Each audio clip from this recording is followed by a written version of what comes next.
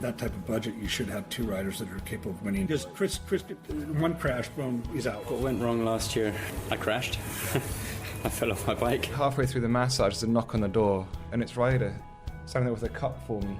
Made you a juice, Dave. What's quite worrying is we're still in Derbyshire, and it feels like we've been cycling for a week. Morale good though? No, not really. With exclusive interviews and the best analysis on two wheels, this is the Telegraph Cycling Podcast. Hello, my name is Richard Moore. I'm with Daniel Friebe. Hello. And not Lionel, Ned Boulting. Hello, Richard. Ned standing for Lionel, but we can hear immediately from Lionel, who has got his weekly roundup. Let's hear from you, Lionel. Thank you, Richard. Another busy week of racing. The Spaniard Alejandro Valverde celebrated his 35th birthday by winning Flèche Wallonne and Liège-Bastogne-Liège in the same week. That brought the Spring Classic season to a close, and it was the 9th time in history that the same rider has won both races in the same season. It's also the second time Valverde has achieved that feat. Perhaps more notable, though, was that the runner-up in both of those races was the 22-year-old Frenchman Julian Alaphilippe of the Etixx Quick-Step team. Meanwhile, Anna van der Breggen of the Netherlands won the women's Flèche Wallonne. And over in Italy, Richie Porte completed his Giro d'Italia preparations by winning the Giro del Trentino and continuing a very fine run of stage race results so far this season. He's been second at the Tour Down Under, fourth at the Tour of the Algarve, first at Paris-Nice and the Tour of Catalonia, and now first again at Italy. So he goes into the Giro in great shape. Two other races are also underway and will conclude at the weekend. Mark Cavendish won the opening two stages of the Tour of Turkey after his return from illness. Meanwhile, has anyone seen Marcel Kittel? Answers on a postcard, please. Davide Rebellin gave a glimpse of the future, a very promising future, I'm sure, when he won the toughest stage of the Tour of Turkey to take the overall lead. The 43-year-old Italian, who, like Valverde, has served a 2-year suspension for anti-doping violations, turned professional after the 1992 Olympics, when Julian Alaphilippe was just 2 months old. Team Sky won the team time trial that kicked off the Tour of Romandy, where Chris Froome is hoping to carry on their 3-year winning streak after a victory for Bradley Wiggins in 2012 and 2 wins for Froome himself. Coming up at the weekend is Alex Dowsett's world hour record attempt, which was postponed in February after he broke his collarbone in a training crash. Dowsett goes at Manchester Velodrome on Saturday afternoon. And finally, off the bike, the Astana team has had another reprieve after the Commission decided they should not be stripped of their UCI licence, not yet at least. More of that coming up. Thank you, Lionel, for that. Lionel will be back next week. But Ned, thank you very much for joining us today. Look like you're dressed for some physical activity. Running, it's called running. It's what people do who aren't into cycling as much. You're a cyclist as well? Yeah, no, I cycle as well. I'm just about to, we're an hour late starting this podcast, but when we're done, I'm going to run home. That's the deal. Sorry about that. That's all right. I'm actually en route back from Mallorca. I've spent the weekend cycling in Mallorca with my dad and some of his mates. Why?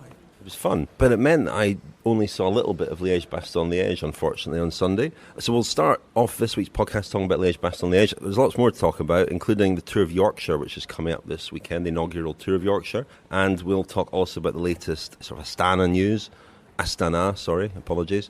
Liège-Bastogne-Liège, the one by our old friend Alejandro Valverde. Ned, did you see much of Liège-Bastogne-Liège? I saw the closing sort of 30k, which is... I missed the kind of rainy, crashy bit that did so much damage earlier on in the race, which was a shame for all concerned. But it was another Ardennes classic that kind of disappointed, as they seem to do annually. It's odd, the block of one-day races, they get worse. They're kind of, when they first come along, they're really interesting, and the weather's terrible, and the parkour just... I think there's something about the fields and the way they raced. They just produce really exciting, unpredictable, difficult to read, tactically interesting races. And then by the time you get to the Ardennes, there's a culture of kind of racing that works contrary to what you expect, because the parkour could produce exciting racing, but invariably doesn't. And that was the case certainly in Flèche and also in Liège, I thought, this time around as well. I think we've mentioned it before. There's a pattern, certainly in terms of watching, for instance, Flèche Wallonne. People who are fairly new to watching bike racing see it for the first time, think it's the greatest thing. The Mur-de-Huy, the finale on the Mur-de-Huy is the greatest thing they've ever seen because it's so spectacular. But then after 2 or 3 editions, you've sort of seen them all, haven't you?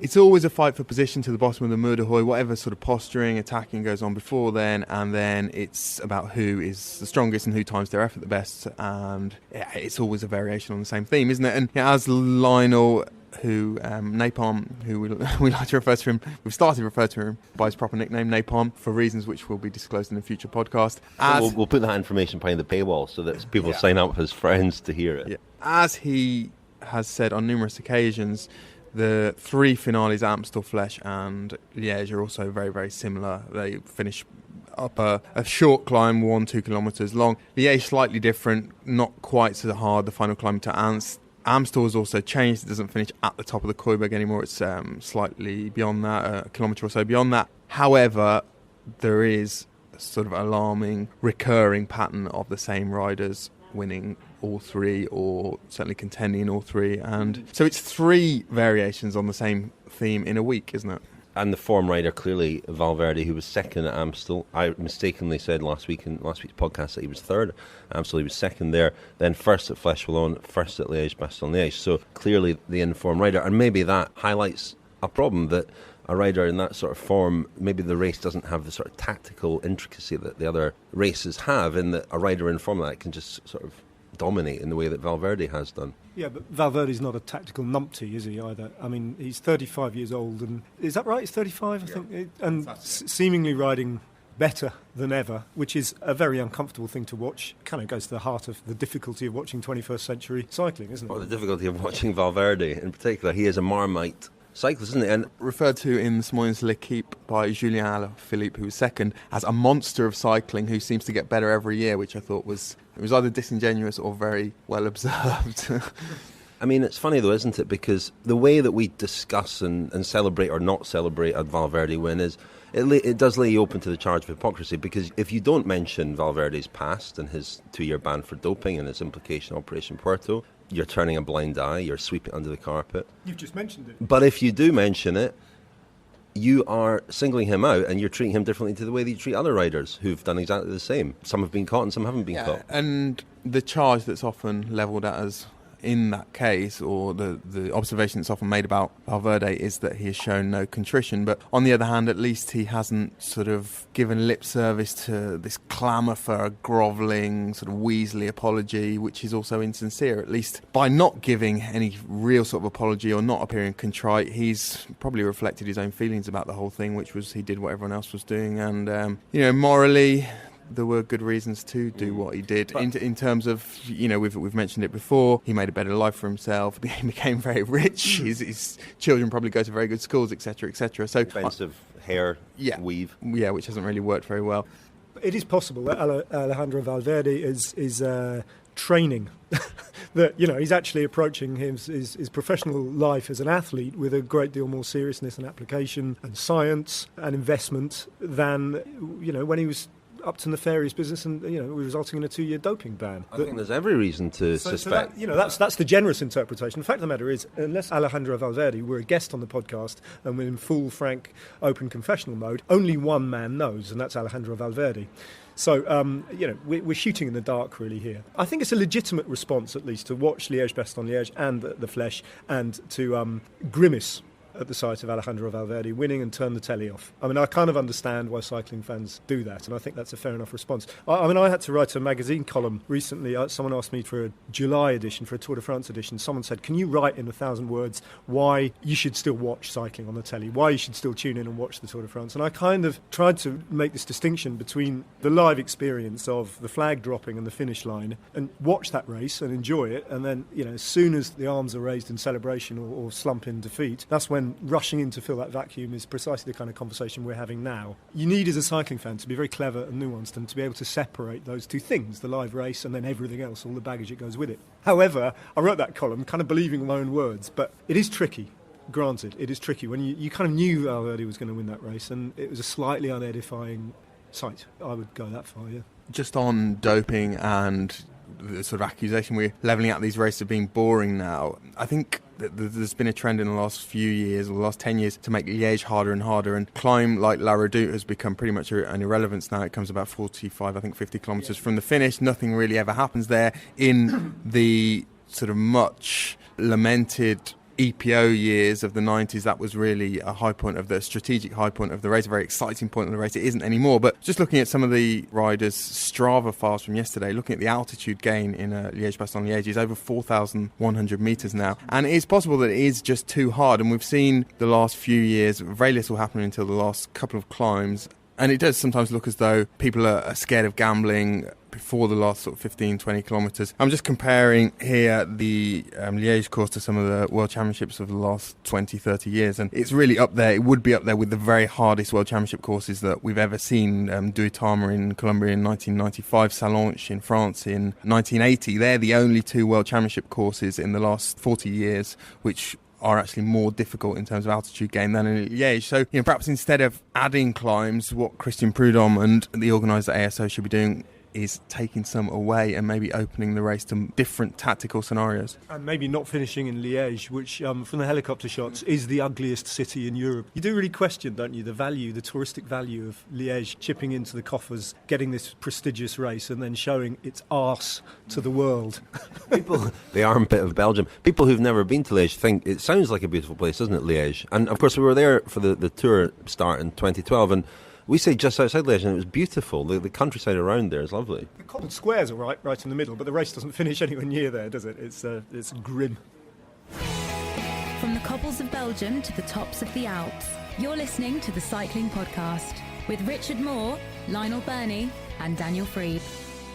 Okay, we're still talking Liège-Bastogne-Liège, and beyond Valverde, there was certainly a notable performance in all the Ardennes Classics from, do we include the Amstel Gold Race? We had this debate last year. It's not an Ardennes Classic, but we kind of include it as part of the Ardennes chapter. But Julien Alaphilippe, the young Frenchman, 21 years old, Ethics Quick Step, there's obviously going to be huge interest in him now. He was second at Liège-Bastogne-Liège. As you say, Daniel, it's got to be one of the hardest, if not the hardest, one-day race in the world. So for a rider of that age to ride so well. And, he wasn't somebody who just popped up at the end either. He was pretty active in the final 15, 20 kilometres. He looked strong throughout. An amazing performance. Yeah, and it could be argued that he would have ridden even better and perhaps won both Flèche and Liège had he not had to look out for his team captain, Michał Kwiatkowski. Hang on, I'll stop you there, Daniel, because we've had a Facebook message from a Polish listener, I was going to say reader there. He has given us, he's broken it down into 4 syllables. Kwiatkowski. I can do all 4 syllables. That's 3 syllables. Michał Kwiatkowski. No, Kwiatkowski. It's not hard, Kwiatkowski. Okay, we'll carry on with that. He did pronounce his own name for us during the tour last year. Our Polish listener suggested that he didn't quite pronounce it correctly. Anyway, do go on, Daniel. Yeah, so Alaphilippe, we're fairly sure how that's pronounced. He spent a lot of the, certainly Flèche and Liège, looking over his shoulder to see where Kwiatkowski was. The thing is, I'm the only one here with any Polish heritage on, and I'm the only one getting it spectacularly wrong. Anyway, he probably wasted or used up quite a bit of energy looking out for Kwiatkowski and the Polish guy, the world champion, his Ethics teammates.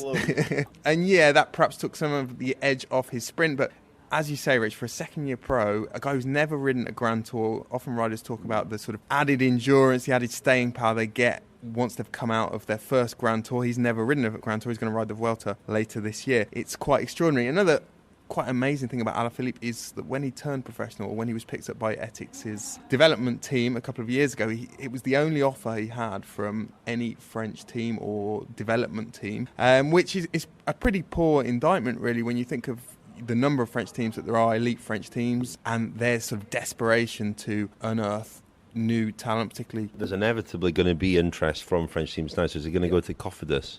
I would doubt it. I mean, he said in L'Equipe today that he's very, very grateful for precisely that reason to Ethics, because, they gave him an offer when no one else was really interested. Also interesting in that he's not someone who's grown up really watching the classics, showing any great interest in the classics. He said he watched Flèche Wallonne for the first time in 2011, so only 4 years ago. His first Flèche he saw was won by... In the flesh. Yes, won by Philippe Gilbert.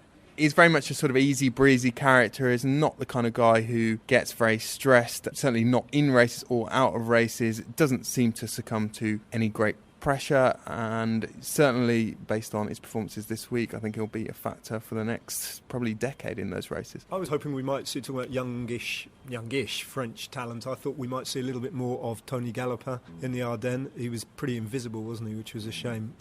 Also, Saw Romain Bardet. Romain Bardet, that was the one, yeah. In Liège. He looked good, didn't he? Good to see him have a go. I mean, it may well do Alaphilippe quite a lot of good to not be on a French team, I would suggest. Wouldn't you think there'd be a pressure for them to chuck him into the Tour de France? Yeah, I mean, he's certainly been helped by the strength of the Ethics team as well. It would have been difficult to envisage a rider in a French team, finishing second in their first. It does create a situation with Kwiatkowski, and he's 24 years old, a huge talent, won Amstel Gold Race. This is where we have to unscoop ourselves. Well, I mean, backpedal on last week's revelation. There was a rumour last year from Daniel last week, that he was on the radar of Team Sky. He said that he's committed to Ethics. That may or may not be true. He said in the press today that he would like to stay at Ethics. We did stress that it was a rumour, didn't we? I'm not sure if we did that. The rumour Kwiatkowski to Sky has been going around for a few weeks. I know that Mark Cavendish, who's a very good friend with the pole, the world champion, he confronted him directly with this rumour and said, "Are you going to Sky?" And Kwiatkowski said, "No, it's just a rumour for the moment." Interesting. But you wonder, accommodating both those guys, Alaphilippe and Kwiatkowski, gives them a very strong sort of Ardennes team. But you also wonder whether Kwiatkowski is the right horse to back, because I think that he was not a lucky winner, that would be too strong, but he was fortunate at the Amstel Gold Race. When the attack came from Philippe Gilbert, he couldn't go with him, and he was lucky that it sort of came back together, and he popped out and won the sprint. Very impressive and all the rest of it, but I don't think he's shown in these races the sort of form that we might have expected from him. And I think we've mentioned it before in the podcast, the big issue and the big challenge for him in the next few years of his career is nailing down exactly what his identity is as a rider, particularly given what we've said about the Ardennes Classics and them not really capturing the imagination. Is that enough of a focus? Is that enough of a speciality for someone who is now regarded as one of the sort of galacticos of world cycling? Is that going to be enough to motivate him and also satisfy a sponsor who presumably, when he does sign his next contract, is going to be paying him a seven-figure fee? I asked him about that when he was in the leader's jersey at the Tour of Britain last autumn, a week before he went on to win the rainbow jersey. I asked him precisely about that point. How do where do you see yourself as a rider in 5 years from now? He's so young, you forget that, because he's been a name at the highest level for a number of years now. This is the Telegraph Cycling Podcast. Join us on Twitter and Facebook. Just search online for the Cycling Podcast. Thanks to our sponsors, Van Dessel Cycles and British Eurosport. Coming up on the home of cycling in the next week or so, from the 1st to 3rd of May, live coverage of the Tour de Yorkshire. Then from the 6th to 10th of May, the Tour of Azerbaijan. And 6th to 10th of May, also live coverage of the 4 days of Dunkirk. And we're not far away now from the Giro d'Italia, which will be covered live on British Eurosport from the 9th to the 31st of May. It's thanks to Van Dessel, British Eurosport, and the friends of the podcast. Our weekly episodes are free. Remember that you can become a friend for £5, which gains you access to our first 3 Friends specials.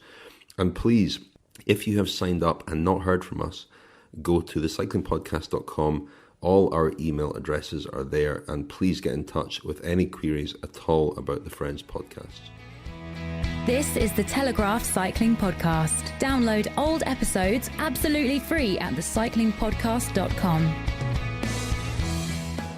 Okay, let's leave the Ardennes behind, and we're into sort of stage race season now. Tour de Romandie is going on at the moment, but there was also news last week, as Lionel alluded to, on Astana. This might be the sort of final chapter in this particular story, or in this instalment, in this volume.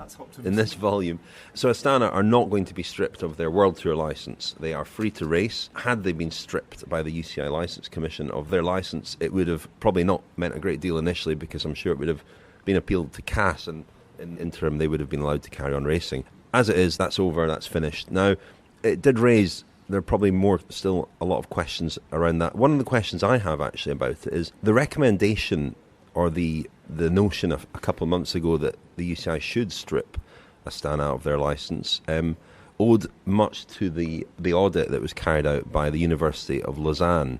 Now, they were appointed towards the end of last year to carry out an audit, an investigation into Team Astana. And they reported back in, I think it was February, wasn't it, Daniel? From what I understand, a lot of the study was conducted online or in interviews with previous riders and so on.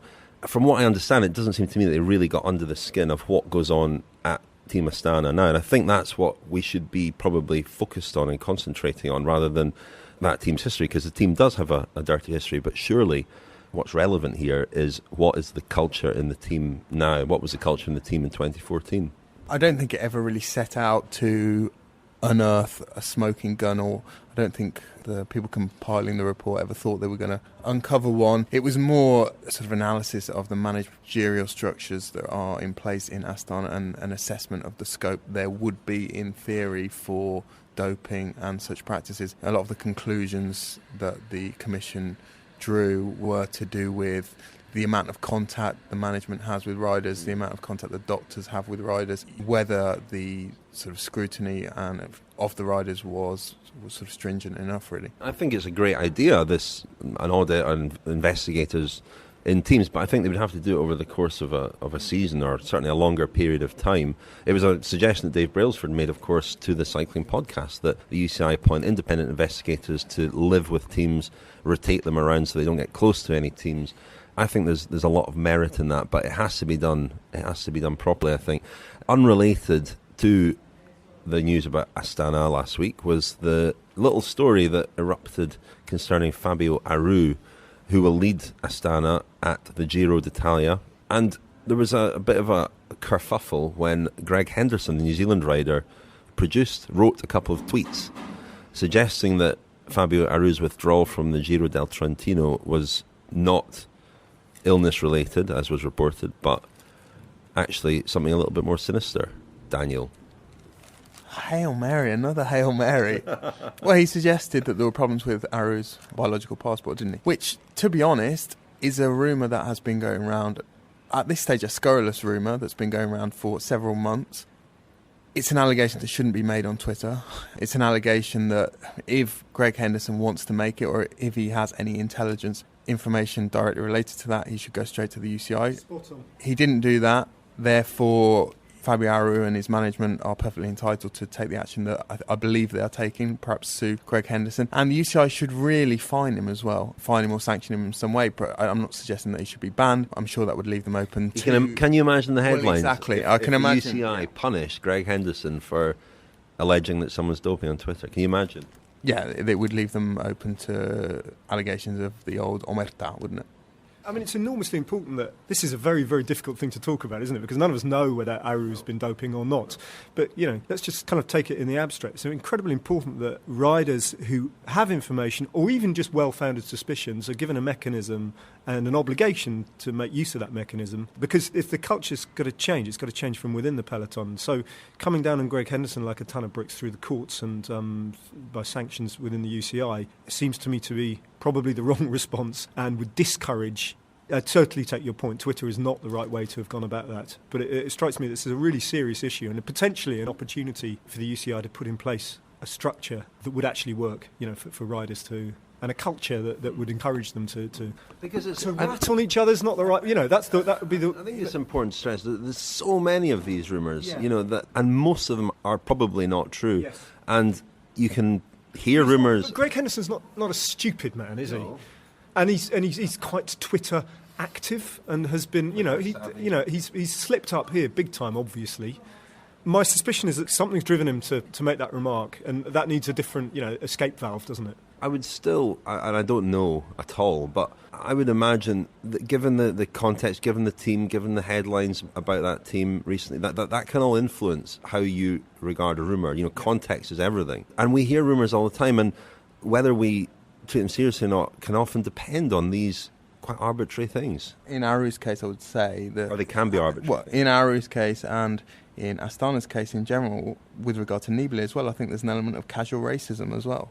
I think non-English speakers are treated sort of in a more cavalier fashion when it comes to spreading rumours than the Anglophile riders. But also, I think it's worth pointing out that Henderson here is talking about the biological passport. Now, we know how nebulous the biological passport is. We know how difficult it is to bring cases, how difficult it is for people with decades of experience to analyse, the UCI panel put in place to analyse the parameters. So for a rider to make an allegation on that, either he has access to some kind of leak and a case is imminent and is going to be brought against Aru. We have no reason to suggest that. Or he has got his information based on guesswork, or possibly, we know certain teams now, when they're looking to sign a rider, they take a look at rider's biological passport. Has the information come from there? But otherwise, it's very, very difficult to imagine what sort of concrete information this has come on the basis of. Tell us about Aru, though, Daniel. I mean, he's shown flashes of genius, brilliance this year. Nothing to suggest. No, I mean, nothing to suggest that he's going to be a podium contender at the Giro, really. Aru in the last 2 seasons has actually raced very, very little and spent an awful lot of time at altitude. The programme that was laid out for him was, I think, 20 race days before the Giro d'Italia, which by comparison with other Giro contenders is a very small number. He rode Pyrenees, didn't he? Yeah, he did. And he was on the attack a little bit. Nothing to set the heather on fire. No. And this habit he has of spending an awful lot of time at altitude, you can imagine that probably makes his biological passport even more difficult to interpret.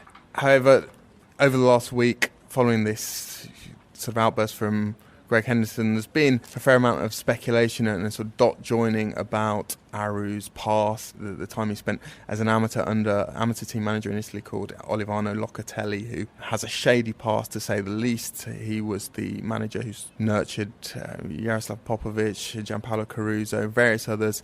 In 2003, he was a director sportive of the Lambu Credit Colnago team. He was arrested on the basis of phone taps.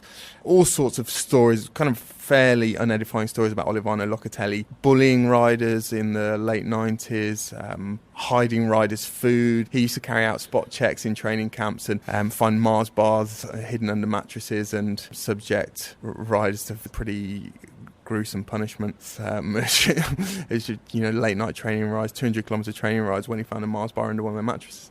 So that is Olivano Locatelli, and the association has been made with Aru. Aru spent a couple of years. Locatelli really discovered Aru in the, I think it was the 2010 or 11 Giro delle Regioni. Aru was a cyclocross rider at the time. People who know the Italian amateur scene very well will tell you that Locatelli was the worst of the worst in the late 90s and early noughties. Subsequent to his arrest in 2003, and there was a period of house arrest, he came back sort of on tiptoes, has a much smaller team now in the Italian amateur cycling team than he did at the time, is a much more low-profile figure, and they also suggest that he has changed his ways and seen the light as far as ethics and anti-doping are concerned. But given what Henderson said, this is certainly an element of Aru's past that people have highlighted in the last week. You're listening to the Telegraph Cycling Podcast, brought to you by Van Dessel Cycles. Van Dessel, ride inspired. Tour of Yorkshire. De Yorkshire. Tour de Yorkshire. Well, that's a contentious point, isn't it? Is it the Tour de Yorkshire? Or It's the Tour de Yorkshire. It's not contentious at all, like the Tour de Georgia. But it's slightly ridiculous, isn't it, Boulting? Yeah, it's absolutely ridiculous, but that's what it is. It's the Tour de Yorkshire. Believe me, that's what we'll be calling it on the telly. Or the Tour de Trump. In the 90s, the Tour du Pont stage race in America became the Tour de Trump when it was sponsored by Donald Trump. That was maybe even more ridiculous. I was thinking, though, that you're talking about the Anglophone world and the kind of associated problems with that. What do we call things like the Flèche Wallonne in English? Flèche Wallonne. Flèche Wallonne. The Arrow of Wallonia. You can't, can you? No, you can't. You can't do that. No, you call it the Flèche Wallonne. That's what it's called. Listen, we'll talk about it. I think we're heading, all of us, to the Brabantse-Peel. The Valsapeel. The Valsapeel. Yeah, the Brabantse-Peel. What do you call that? what you just said. Flèche Brabazon. The Flèche Brabazon. Okay, we're all heading to Yorkshire, I think, to the snow. You go to Yorkshire? Daniel's going to Yorkshire. Have you ever been to Yorkshire before? I went to Yorkshire to write a feature on Yorkshire League village cricket a few years ago. Yeah, I think that was the only time I've ever been. Full of casual racism. Hang on, Daniel, you were there last year. Casual. You were there last year for the Tour of France. For the Tour of France in Yorkshire. for the big star of the Tour of France. Now, before we talk about this curious new race in a lot of ways, let's hear from Gary Verity, Mr. Cycling in Yorkshire, who brought the Tour de France. Gary Truth. Brilliant. Him and his friend Christian, proud man. He did a lot to bring the Tour de France to Yorkshire, and he is also heavily involved in the new Tour de Yorkshire. I was up there recently, rode actually stage 1, which is absolutely savage. The climbs and the unrelenting roads. There's a level crossing as well with about 30 miles to race, and a steam train goes up and down that, and the steam train is apparently going to go alongside the peloton at some point. Bit of uncertainty about whether that will finish in a bunch sprint or not. Well, having ridden it, I've had this conversation with Ned before. Whenever you ride these or see these courses, you think, no way this is going to end in a sprint. I think we thought that about stage 1 of the Tour de France last year as well. But it probably will, because these things have a habit of coming back together and being quite controlled. I've been asking canvassing opinion amongst the domestic pros, the Conti riders, of whom plenty are riding. There's, 6 continental teams. And it's funny because all the domestic pros say, no way is that going to be a bunch sprint. It'll be a small group who come to the finish line. But I suspect it'll be a very big group. Well, let's talk about the race in a moment. Let's hear first from Gary Verity about this inaugural Tour de Yorkshire. The Telegraph Cycling Podcast and British Eurosport, the home of cycling. Gary Verity, Mr. Cycling Yorkshire. We've just ridden part of stage 1 of the Tour de Yorkshire. We got pretty much everything that they could throw at us. We got wind, a bit of rain, a bit of hail. You were very lucky last year at the Tour de France, the Grand Départ, with the weather. Is it going to hold this year for the Tour de Yorkshire? Who knows? Early May, you could get anything. I promised Christian Prudhomme, who's our co-organiser for this race, obviously, that in the first 25 years of it, the first 25 editions, we'll get all kinds of weather. I said to him, definitely we'll get floods, we'll get gale force winds, we'll get droughts, we'll get heat waves, we'll get a bit of snow. I just can't tell you which year it'll come in. Hopefully this year will be it'd be good to get some good weather with it being the first edition. I suspect we'll get very big crowds for it, but a lot of that, as with all outdoor events, will be down to the weather. Are you happy with the lineup? It's been confirmed the last couple of weeks. 5 World Tour teams. Bradley Wiggins obviously riding with his new team. Are you happy with the composition of the field, the mix of continental and British teams? Yeah, I think so. We've got 8 British teams. We've got 8 teams that will be doing the Tour de France this time. We've got, for the spectators, we've got a lot of teams that they'll recognise, not just the British teams, but teams they'll recognise from the Tour de France who were here last year, Cofidis, Europcar, BMC, Giant Alpecin, Team Sky, obviously. So that's good, and we're really pleased that we've confirmed, obviously, Team Wiggins and Sir Bradley, injuries permitting and everything, will be at the start. And one of the biggest personalities in the peloton, Marcel Kittel, obviously a winner twice in the UK with the Tour last year, winner of stage 1, as everyone will remember, with calves crashed on the finish line just before the finish line in Harrogate.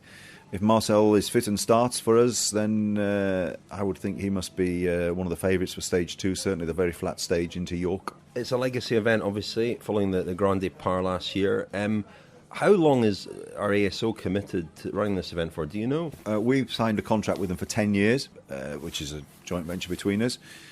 But, we want the thing to go on in perpetuity. That's a big commitment, though, time-wise. Is it because, obviously, the Tour de France Yorkshire was a huge success, but Britain is an emerging market in cycling? ASO, obviously, hold events in Qatar and Oman and all over the world. Is Britain quite an important place for them, do you think, looking into the future? Yeah, I think both of those things are true. I think it's down to, obviously, the success of the Yorkshire Grand Départ last year, and also to the boom in British cycling. Cycling seems to be on an exponential curve, a growth curve that is just, when will it stop? Who knows? More people cycling more often, bike sales up, the better weather is starting to arrive now. You'll see more and more people out cycling. The Tour de Yorkshire will really give cycling, again, another big boost in the UK. Who knows where it will go on for, but clearly for ASO, they are embroiled in all things positive in cycling. They organise most of the big races in the world, and certainly many of the most important races in the world. And we want this to be in the mix with those. Organising the Tour de France is one thing. The fact that it's the Tour de France, I guess, opens doors, smooths out problems in terms of logistics and so on. You've got ASO on board with this, but have there been additional challenges given that it's not the Tour de France? Absolutely. But, for us, when we were choosing a partner who we wanted to organise the race with, I think ASO are the best in the business at what they do. If you look at the organisation for the Tour de France, it is in a league of its own because of the scale of it. But having worked behind the scenes with them and seen how they operate behind the scenes, not just on the Tour de France, but on Paris-Roubaix, on Liège-Bastogne-Liège, etc., they're a class act. My background is running businesses and turning businesses around that need to do better. And so I've seen, experiences of management, good and bad, firsthand.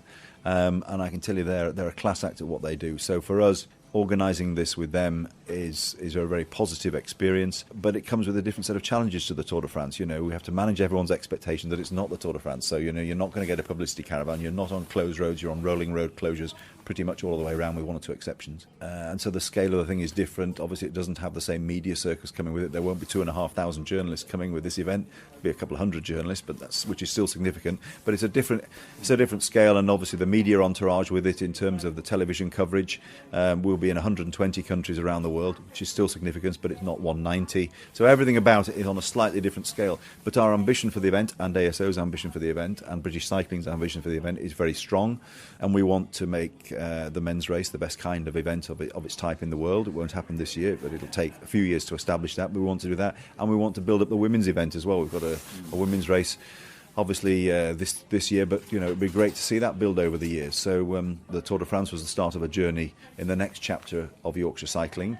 We've launched bike libraries now, where our ambition over the next 4 or 5 years is that every child in the county should have access to a bicycle, no matter their social background. So that one of the important parts of our legacy, if we are to become and fulfil our stated aim of being the European capital of cycling, is to have a top quality annual pro race here, besides the Tour de France coming through from time to time, etc., etc. So when's the Tour going to come back to Yorkshire? I don't know. I would like to think it could come back on the 10th anniversary of it being here last year, so that'll be 2024.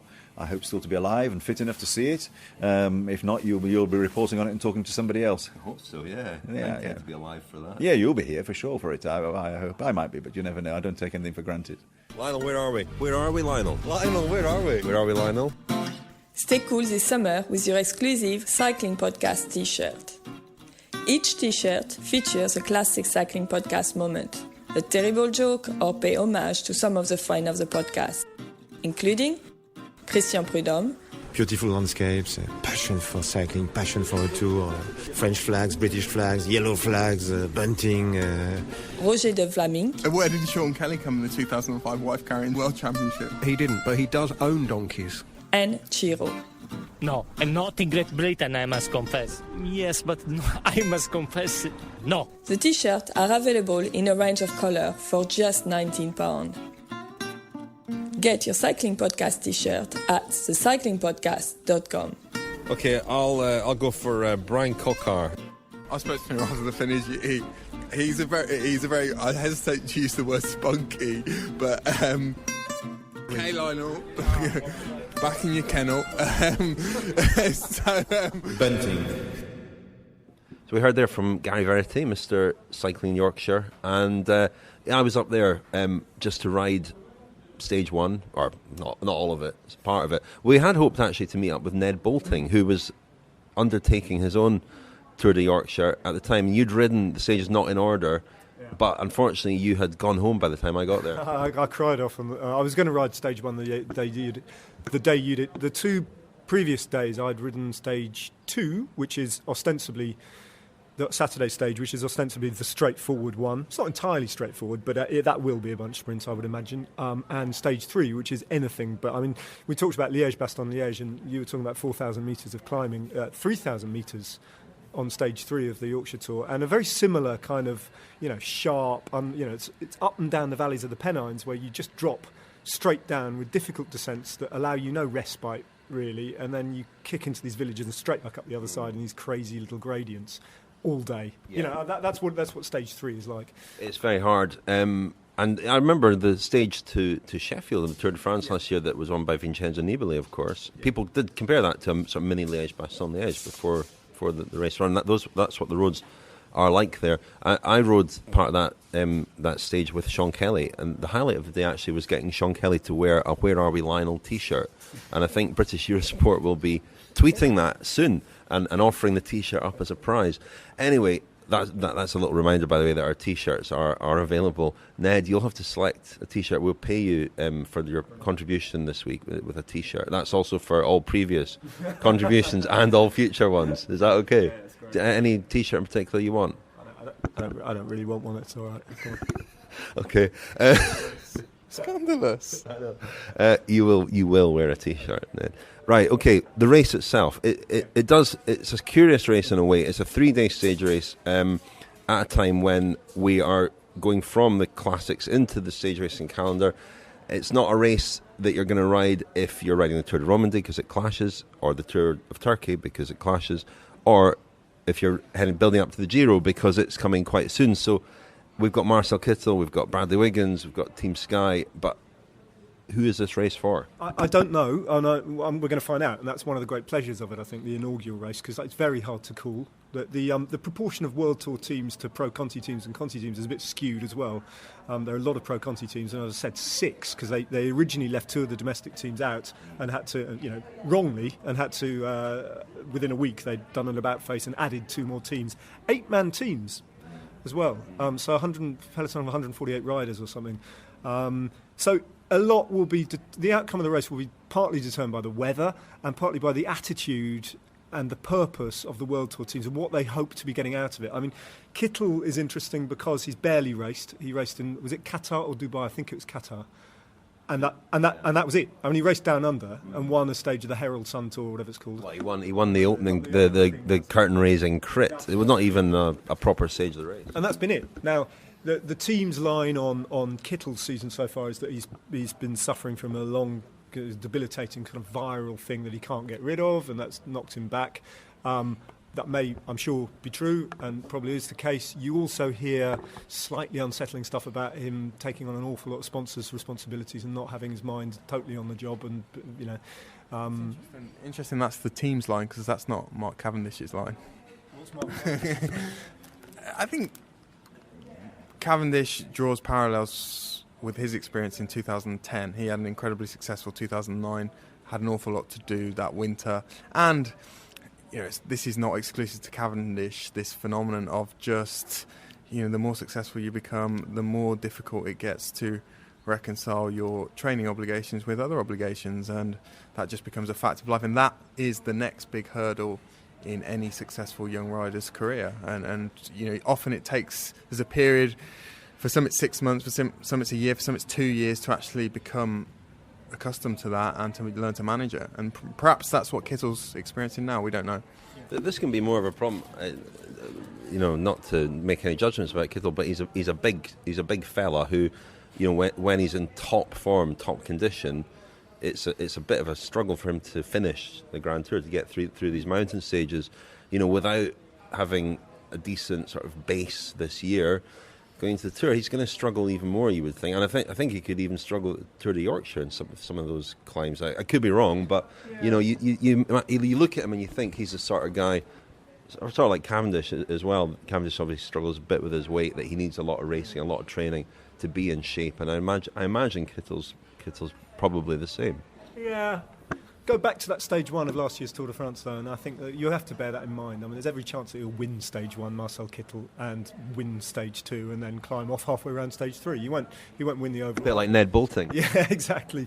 But I don't know who'll win the race. I've got no idea. It'll be somebody fairly unpredictable, I should imagine, because the race itself, the outcome of the race will be determined by a move getting up the road on stage 3 and somebody winning from a group there. And who that might be is...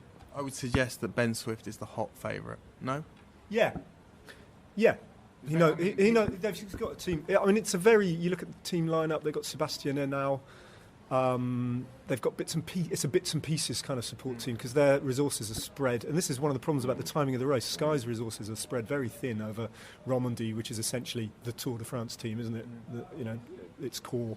And so I don't know. The weird thing about its place in the calendar is that Christian Prudhomme originally wanted Gary Verity to take the Criterium International and to move that from Corsica to Yorkshire, which is 3 weeks ago, isn't it? The Criterium International, something like, or at least maybe a month ago. Gary quite rightly pointed out that there's snow on the Pennines, every likelihood at that time of year, and he couldn't do it. But the difference between that's also a 3-stage race, or that's a 2-day race. But it kind of, the Criterium International in its Corsica form mirrors a kind of scrunched down Grand Tour, because you have a time trial, a kind of flat crit circuit, and then you have a very straightforward stage with a mountaintop finish. Although it's a race that's also struggling a little bit. It's got a bit of an identity crisis as well. And but you know what every stage is about. You're kind of, it's a mini training camp, if you like, for those specific riders doing that. But it's maybe a problem with a 3-day stage race. What is a 3-day stage race for? Well, we don't know really, do we? I mean, we don't know what a 3-day stage race with profiles like the Tour de Yorkshire is, because, correct me if I'm wrong, Daniel, they don't exist. No, and so we're about to find out, aren't we? And we are at the back end. We're kind of. It's very much after the Lord Mayor's show as far as the classics are concerned. Greg Van Avermaet is riding in Yorkshire. He's certainly down to ride, but you wonder what kind of form and motivation he's going to have. But really, that is the kind of rider that a race with the terrain of Yorkshire would be ideal for. And the stage race riders at this point in the year, if they want blocks of racing, they want longer blocks of racing, more mountainous blocks of racing, they'll go to Romandy. They'll wait until California, etc. So it does have that problem. It'll be interesting to see just how it finds its identity in the next, well, certainly with this edition in the next few years. It will also be interesting to see what it's like, an ASO organised race in Great Britain. And it was interesting to hear Gary Verity say in our interview that they've committed for 10 years, which is amazing. I don't know what that exactly involves or means, but there's certainly a long-term plan there, it seems, to develop something in Britain. And this is something that's been rumoured for a while. They tried to take over the Tour of Britain when that went out to tender. They bid for the Tour of Britain and didn't get it. I don't know how serious they were about that, but one thing we know about ASO is they know how to organise bike races, and it brings a certain kudos to it, doesn't it? Do we know whether or how seriously they considered a 1-day race? Obviously, there used to be the Leeds Classic on similar terrain, I guess, to what we're going to see on Stage 3, based on a lot of the same roads. And, that is one obvious solution to this problem of finding a place in the calendar, finding the kind of riders that are going to be suited to that sort of race. I don't know the answer to that, but I will tell you, because television plays its role in these things, and especially terrestrial television, when they get involved, like ITV are getting involved with this one.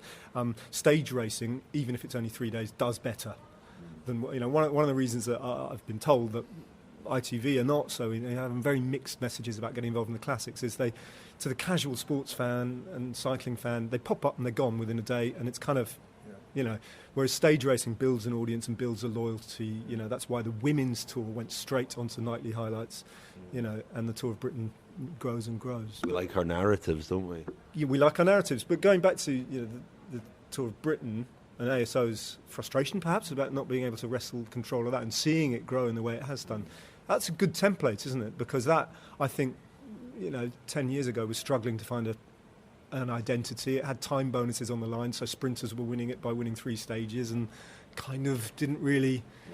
But it certainly does. The last 2 or 3 years of the Tour of Britain, it's got a proper place in the calendar now, and fulfills, most importantly, it fulfills a function, doesn't it, for the big name teams and the big name riders. And this is what is interesting and remains to be seen about Yorkshire. And it takes time, and that the 10-year commitment is interesting from that point of view, that they might, that they're going to take a view on it. The race might even expand. Who knows? There's nothing perhaps to stop that happening. And I think the key factor is the one you mentioned there, Ned, the slot in the calendar for the Tour of Britain, because the Tour of Britain has become very successful in spite of major complications and major negatives about that race.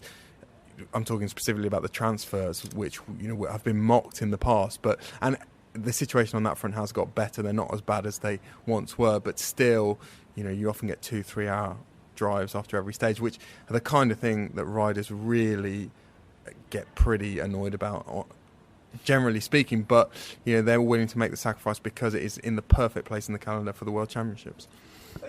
They like racing here, though. I mean, if you're going to do a race that's well attended. Yeah. So it's For a first edition, it's you look at the field that's lining up, and it's I suppose to be critical, it's a little bit bereft of stardust. Tommy Verkler will be there, pleasing the crowd. Bradley Wiggins. Well, how come we haven't mentioned him? What can we expect from Bradley Wiggins? Well, he'll ride round a bit, won't he, in his Rafa jersey? How did they come up with a name for the team?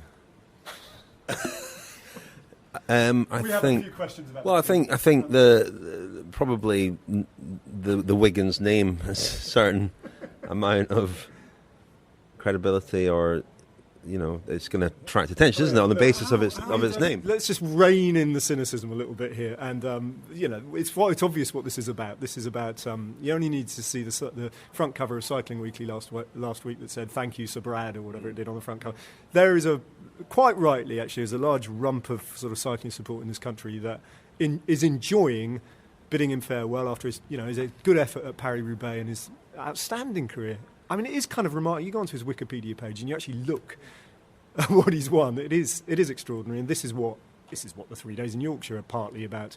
But they're not the end, are they? Because it'll presumably turn out for the Tour of Britain, as well as a few stages of the Tour series as well, the crit races, I'm led to believe. It's a brilliantly choreographed sort of retirement, isn't it? Don't forget the Hull 10 in June, which I was at the 3 days of Japan, and at the end there was a little huddle of Belgian journalists, and Wiggins was in very good form actually, and giving one of his funny interviews, and they said, will this be the last time trial that you do, Bradley, in your World Champions jersey? And he said, no, I think I'm doing the Hull 10 on June the 16th.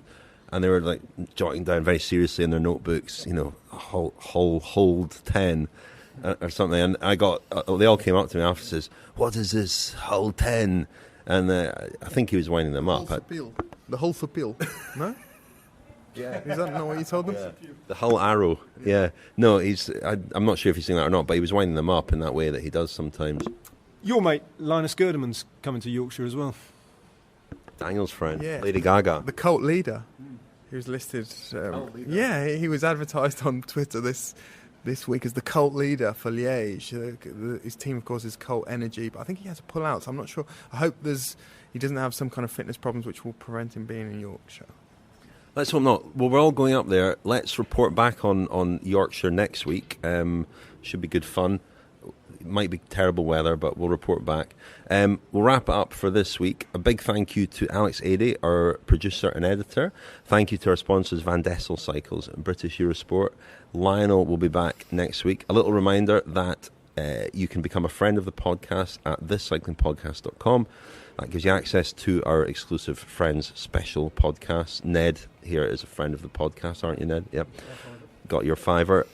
And the T-shirts, so thecyclingpodcast.com at the shop, the Daniel designed T-shirts, doing a roaring trade. There are already some suggestions for new slogans, logos for the T-shirts. Remix next week.